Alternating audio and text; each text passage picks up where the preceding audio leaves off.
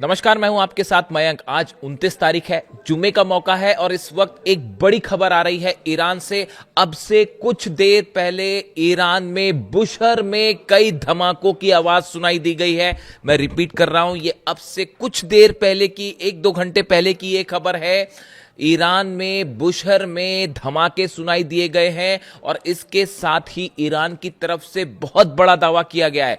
Iran की तरफ से यह कहा गया है कि उसने अमेरिका के एक फाइटर जेट को गिरा दिया है। इस तरह का दावा ईरान की तरफ से सुनने को मिल रहा है। देखिए, ये जो हमले हैं ये बुशहर इलाके में हुए। जम है बुशहर का इलाका, वहां पर ये धमाके की आवाज आई और जम के जो गवर्नर हैं मसूद तंगिस्तानी, इनके हवाले से यह खबर आ रही है कि ईरान ने अपने एयर डिफेंस सिस्टम से एक अमेरिकी जेट को निशाना बना दिया है। अब देखिए, यह बेहद अहम खबर इसलिए है। बुशहर क्यों इंपॉर्टेंट है आप जानते हैं। बुशहर में ईरान का न्यूक्लियर पावर प्लांट है जो कि रूस की मदद से चलता है, जहां पर कई रशियन साइंटिस्ट आज भी मौजूद हैं। जंग के बीच में भी यहां पर साइंटिस्ट मौजूद रहे, उनको हालांकि वहां से हटाया गया था, लेकिन जो खबरें इस वक्त है कि यहां पर रूस के साइंटिस्ट मौजूद हैं। और बुशहर में धमाके का मतलब है एक बार फिर न्यूक्लियर प्लांट की ओर बड़ा इशारा करना। लेकिन गौर करने वाली बात है कि ईरान ने अभी यह साफ नहीं किया है कि ये कौन सा जेट मार गिराया। ये दावा है, हालांकि अमेरिका इससे डिनाई कर रहा है। जो अमेरिका की तरफ से बयान आए हैं उसके मुताबिक उनका कोई फाइटर जेट नहीं गिरा है, ऐसा अमेरिका का कहना है। लेकिन ईरान का दावा है कि ये फाइटर जेट था जिसने हमले किए यहां पे और गलत तरीके से ये अंदर आया था और उसको ईरान के डिफेंस सिस्टम ने मार गिराया है। अर्श ए कमानगीर, ये जो नया डिफेंस सिस्टम है, देखिए कल बंदर अब्बास पर हमले हुए। हमने देखा कि जिस तरह से बंदर अब्बास को निशाना बनाया गया, बंदर अब्बास में 3 से 4 धमाके हुए, अलग अलग आइलैंड्स पर 9 धमाके हुए। उसके बाद ईरान की तरफ से बड़ा पलटवार किया गया और कुवैत में उस अमेरिकी बेस को तबाह कर दिया गया जहां से मिसाइल्स फायर की गई थी।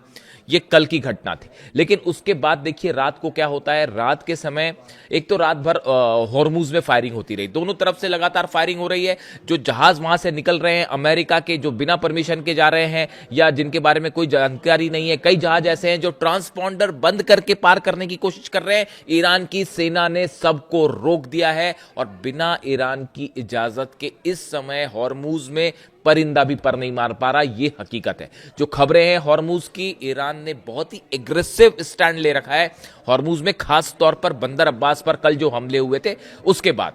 लेकिन देखिए अब होता क्या है, सुबह सुबह, जुमे की सुबह, यानी अब से कुछ देर पहले ही बंदर अब्बास में एक ऐसी खबरें हैं ईरान से कि एक फाइटर जेट को डिटेक्ट किया गया जो कि ईरान के एयर स्पेस के अंदर घुसा था।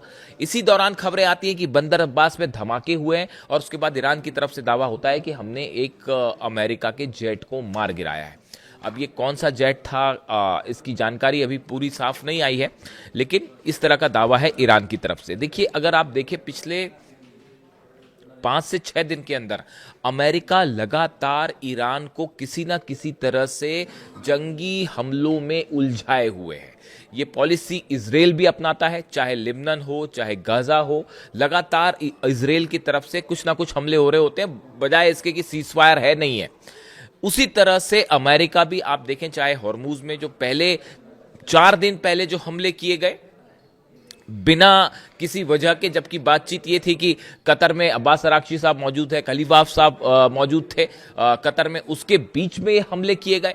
फिर उसके बाद कल बंदर अब्बास पर हमले किए गए और आज जो खबरें हैं कि बुशहर में धमाके हैं और चूंकि फाइटर जेट का इन्वॉल्वमेंट है इसलिए ये खबर बेहद अहम हो जाती है।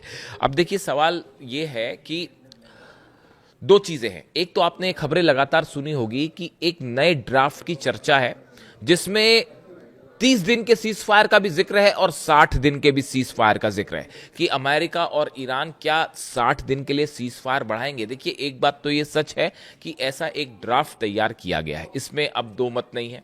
ईरान की न्यूज एजेंसी की तरफ से 2 दिन पहले इस ड्राफ्ट की कुछ कंडीशंस जो है वो सामने आई थी।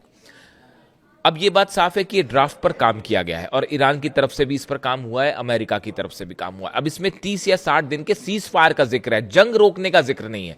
लेकिन यहां मैं इस बात को साफ कर देना चाह रहा हूं कि अगर ये ड्राफ्ट है सामने तो इसमें भी ये चीज एकदम क्लियर है कि ईरान अपने यूरेनियम पर कोई बात नहीं करेगा, ना उसे सरेंडर करेगा, ना ही इसमें न्यूक्लियर प्रोग्राम रोकने को लेकर कोई बात है। ये जो मसौदा है जिसकी शर्तें जो बाहर आई, ईरान की न्यूज एजेंसीज के हवाले से बाहर आई हैं कि ये सिर्फ 60 दिन के लिए सीज फायर को आगे बढ़ाने का समझौता है और इसमें इस बात का जिक्र था कि कैसे हॉर्मूज को खोला जाए, ईरान अपनी निगरानी में कैसे जहाजों को निकालेगा, वहां से निकलने देगा सबको, लेकिन वहां पर कंट्रोल ईरान का ही रहेगा।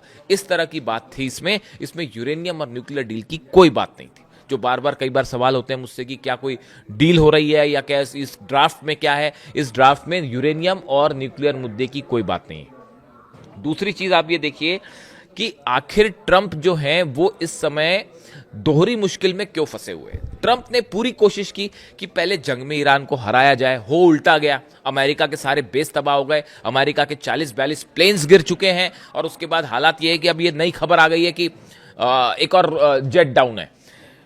कभी क्लेम नहीं करेगा अमेरिका का कि जेट डाउन है। अब आप वेट करिए क्या होता है, ईरान की तरफ से ये क्लेम है, देखते हैं क्या होता है। ना आप ईरान को हरा पाए, हुआ उल्टा कि ईरान को हराने चले थे, खुद हार बैठे। बातचीत करने पे आप ईरान को झुका नहीं पाए और वो सवाल ही नहीं है। ईरान में जो नेता हैं, खासतौर पर जो हार्ड लाइनर्स हैं, वो बेहद गुस्से में हैं और वो किसी तरह का कोई समझौता नहीं करेंगे, चाहे फिर से पूरी जंग क्यों ना करनी पड़ जाए। तो आप बातचीत में ईरान को नहीं झुका पाए। अरब देशों ने कोशिश कर ली, कोई डील नहीं करवा पाए। तो अब रास्ता क्या बचता है? देखिए 11 तारीख से अमेरिका में फीफा वर्ल्ड कप शुरू होने जा रहा है, जिसके होस्ट इस बार है, फुटबॉल वर्ल्ड कप शुरू होने जा रहा है, जिसके होस्ट में अमेरिका है, मैक्सिको है, कनाडा है। ऐसे में डोनाल्ड ट्रंप ये नहीं चाहते कि फुटबॉल वर्ल्ड कप के दौरान किसी तरह का जंग हो, किसी तरह के हमले हों।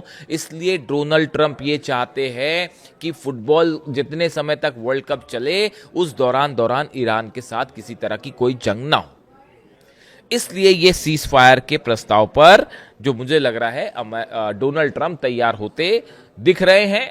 साइन करना उनकी मजबूरी है और कुछ होगा नहीं, वो अल्टीमेटली इस बात के लिए तैयार होंगे। आप देखिए इस बात को, वरना फुटबॉल वर्ल्ड कप गया, अगर जंग होगी पूरा यूरोप जलेगा।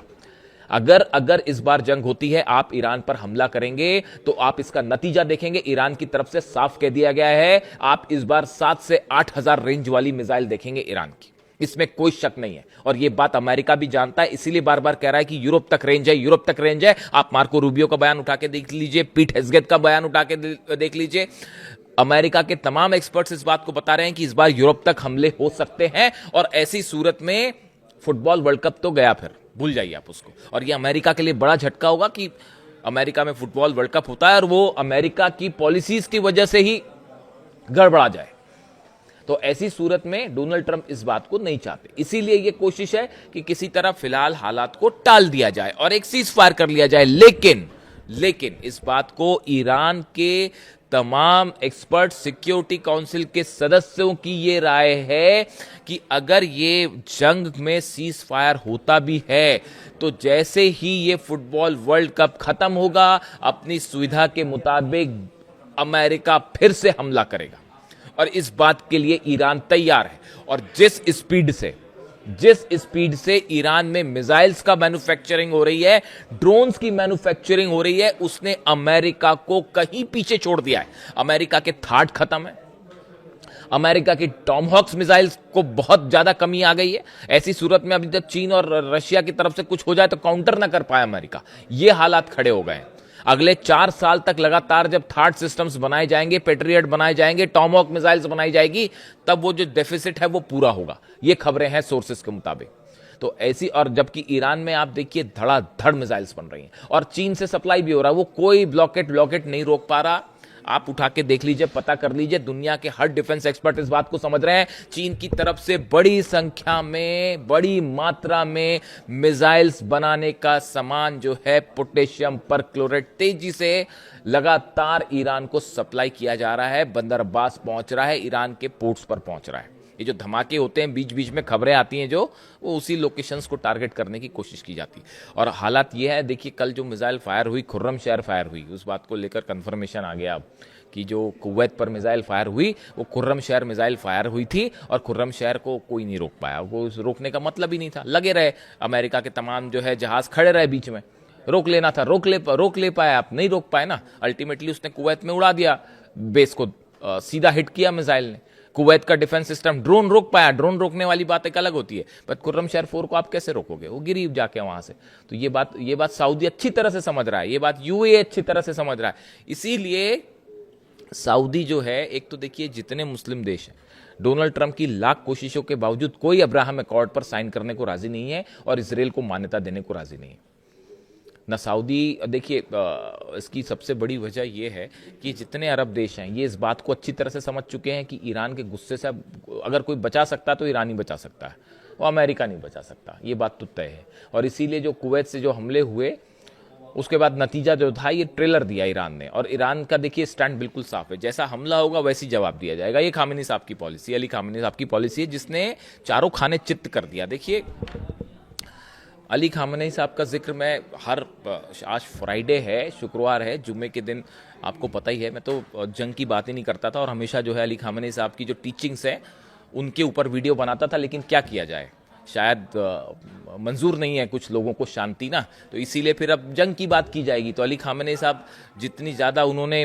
शांति का संदेश दिया, जितना ज़्यादा उन्होंने जो है ज्ञान का प्रचार प्रसार किया, वो उतने ही अच्छे जो है वो मिलिट्री कमांडर भी थे।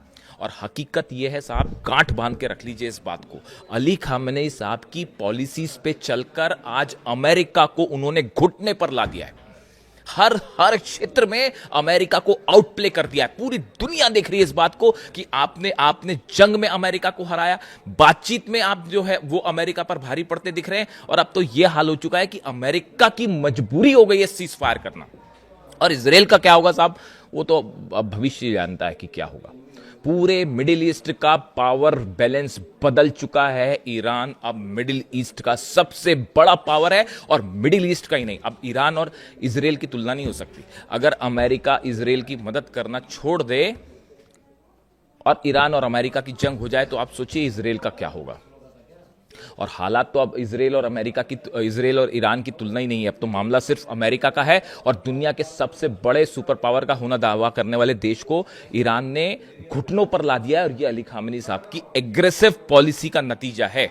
उनकी तरफ से बात हमेशा कही जाती थी कि अमेरिका की कमजोरी यह है कि अगर उसने आपके खिलाफ जरा भी एग्रेशन दिखाया, आप उससे ज्यादा एग्रेसिव हो जाइए, अगर आप दबे तो और हमले होंगे आप पे जो है लगातार अत्याचार होंगे, लेकिन अगर आप एग्रेसिव हो जाते हैं तब अमेरिका जो है डोनाल्ड ट्रंप और अमेरिका पीछे हटना शुरू कर देते हैं। इसका एग्जांपल लेटेस्ट समझिए, 5 अलग अलग तरह की न्यूक्लियर मिसाइल्स फायर करी रूस ने यूक्रेन के ऊपर।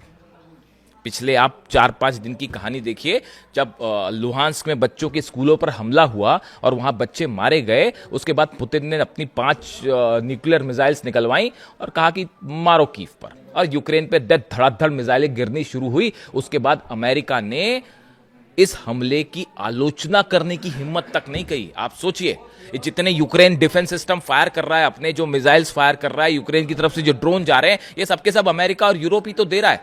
अमेरिका के डोनाल्ड ट्रंप के कहने पर हमले हो रहे हैं रूस पे, इस बात को हर कोई समझता है। रूस के जितने ऑयल ठिकाने जल रहे हैं वो डोनाल्ड ट्रंप के इशारे पर चल रहे हैं, इस तरह का एक्सपर्ट्स का मानना है। इस तरह से जो एक्सपर्ट्स से मान के चलते हैं कि अमेरिका जो है वो लगातार हथियार प्रोवाइड करता है यूक्रेन को, और यूरोप प्रदान कर रहा है, इसीलिए यूक्रेन अब तक टिका हुआ है। तो यूक्रेन के सहारे जो है वो अमेरिका जंग लड़ रहा है रूस से, इस तरह का सोचना है तमाम डिफेंस एक्सपर्ट्स का। रूस ने जहां अपनी न्यूक्लियर मिसाइल्स निकाली तो अमेरिका बैकट्रैक, वो जो है पीछे हट गया, उसने यूक्रेन का हमले पर आलोचना तक नहीं की। यही बात अली खामेनी साहब कहते थे। तो अब उसी पॉलिसी पर चल रहा है पूरा का पूरा ईरान, और ये जो छोटे छोटे क्लैशेस हो रहे हैं अलग अलग, ये जंग का रूप अब तब लेंगे जब फिलहाल ये वर्ल्ड कप वाला प्रोसीजर ओवर होगा। कम से कम नवंबर में चुनाव होने हैं, mid term polls, Donald Trump का बयान आया है कि हम देखेंगे, हमें उसकी चिंता नहीं है। डोनाल्ड ट्रंप की हार तय मानी जा रही है अमेरिका में। कई सारे एक्सपर्ट्स ये मान के चल रहे हैं कि जिस मुश्किल में अमेरिका है और जो मैसेज गया कि ईरान को आप नहीं हरा पाए, उससे डोनाल्ड ट्रंप की हार कम से कम तय हो गई है, ऐसा माना जा रहा है। इस सूरत हाल में अब ये जो जंग वाली बात है, दोनों चीजें एक साथ चल रही हैं। अपनी सुविधा के मुताबिक सीजफायर करके वो फिर हमला करेगा, ये बात ईरान अच्छी तरह से समझता है और उसकी जबरदस्त तैयारी हो रखी है। अब देखना यह है कि अगले 2-3 दिन में क्या डेवलपमेंट होता है। आपको दोनों चीजें दिख सकती है, एक सीजफायर का प्रस्ताव आ सकता है। अगर सीजफायर हो भी जाता है तो आप ये कतई मत मानिए कि ये जंग फिर से शुरू नहीं होगी। ये जंग फिर शुरू होगी, यूरेनियम पे ही जंग शुरू होगी। आप देखिएगा इस बात को, भले सीजफायर हो कुछ दिन का, वो सुविधा के मुताबिक है। और ईरान, देखिए ईरान की तरफ से भी जो इस टाइम मिल रहा है, मैं आपको बार बार ये कह रहा हूं कि जो टाइम ईरान को मिलता है, ईरान भी जो बार बार कहता है अच्छा ठीक है बात शुरू, डेलीगेशन भेज देता है, कभी बातचीत शुरू होती है। ईरान को टाइम चाहिए, और टाइम चाहिए। हो सकता है कुछ चीज़ें बन रही हों ईरान में और बन जाएं जल्दी, समझदार को इशारा काफ़ी है। तो जो भी जुड़ा अपडेट होगा वो आपको बताऊंगा। फिलहाल ये बुशर से जुड़ी बड़ी खबरें हैं कि बुशर में एक बार फिर धमाके हुए हैं और पूरे ईरान में जो है वो रेड अलर्ट है इस समय। Thank you so much.